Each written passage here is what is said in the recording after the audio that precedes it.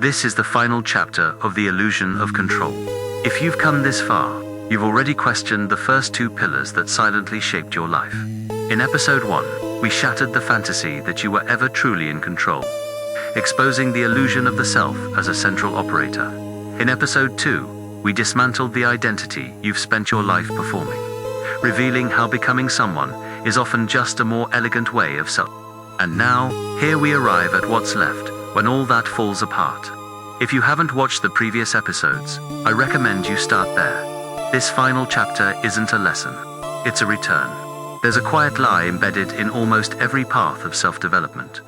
A seductive idea wrapped in the language of healing, growth, and awakening.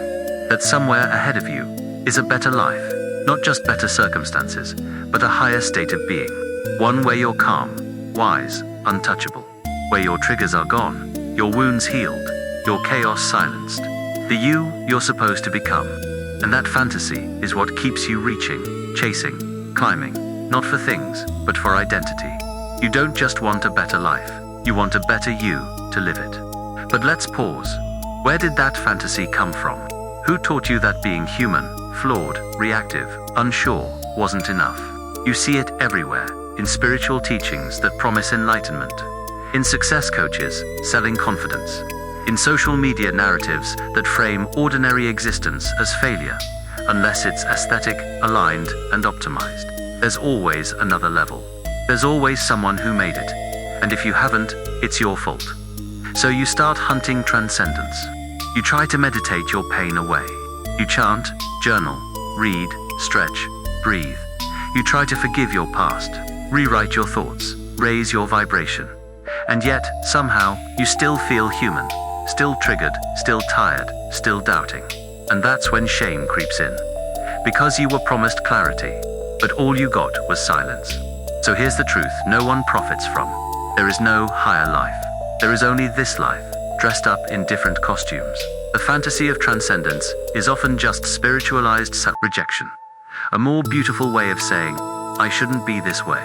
But what if you should? What if the real work isn't escaping the ordinary, but finally seeing it? The dishes, the traffic, the awkward silence, the morning body, the unfiltered mood, the little ache in your chest that doesn't go away.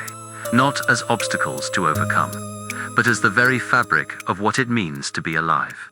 We've been sold the idea that meaning lives somewhere else, in the extraordinary, in the epic, in the spiritual climax.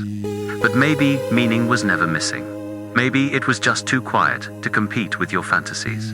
What if nothing means anything, and that's not a problem? That question doesn't inspire motivational speeches.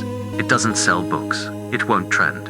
Because it confronts the deepest fear most people carry, that all their suffering, all their effort, all their searching, might not lead anywhere.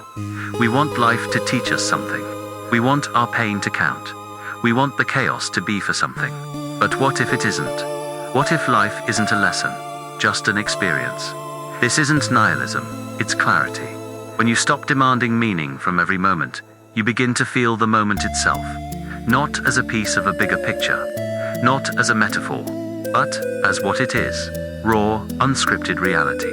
The breeze, the tension in your neck, the sound of a car passing, the pause between thoughts. When you let go of the idea that these moments need to build towards something greater, a strange stillness appears. Not bliss, not enlightenment, just stillness. And in that stillness, peace emerges. Not because life started making sense, but because it no longer has to. Most suffering isn't caused by what happens. It's caused by our refusal to let it be meaningless. We insist that it must shape us, elevate us, justify itself. But what if it doesn't? What if grief is just grief? Loss is just loss. Joy is just joy. What if feelings don't need a purpose? They just need space. You don't need to assign meaning to every experience to honor it. Sometimes, witnessing it is enough. Feeling it is enough. Letting it pass is enough. Meaninglessness isn't empty. It's open. It's the space where life stops performing for your expectations and simply unfolds. You were never meant to float above life. You were meant to touch it. Not in grand awakenings or life-altering epiphanies, but in the forgotten corners, the overlooked seconds, the uncelebrated spaces in between. The sacred isn't always loud. It doesn't arrive with thunder or clarity. Sometimes it shows up as the weight of your feet on the floor, as your breath when you're not thinking, as the soft ache in your chest that reminds you you're still here. We've been trained to seek the divine in the sky, in the future, in the transformation yet to come. But what if the divine is simply this? The chipped mug, the uneven heartbeat, the softness in your voice when you're too tired to pretend, the laugh that breaks through without warning, the hand you didn't know needed holding. Not moments to document, not moments to improve, just moments. There's a strange kind of grace in stopping the search, not because you found the answer, but because you stopped needing one. You start to see clearly. The extraordinary isn't hidden behind the ordinary. It is the ordinary, and you begin to live differently. You stop performing presence. You become present. You stop narrating your experience. You experience it. Not as the main character of some mythic journey, but as a quiet witness to something too big, too alive, too real, to be controlled. Life doesn't need your interpretation. It only asks for your participation, not someday now. So maybe the sacred isn't waiting for you at the end of your healing. Maybe it was always right here, whispering through the small, steady things that never needed to change. And maybe peace was never about overcoming life. Maybe it's what happens when you finally stop fighting it.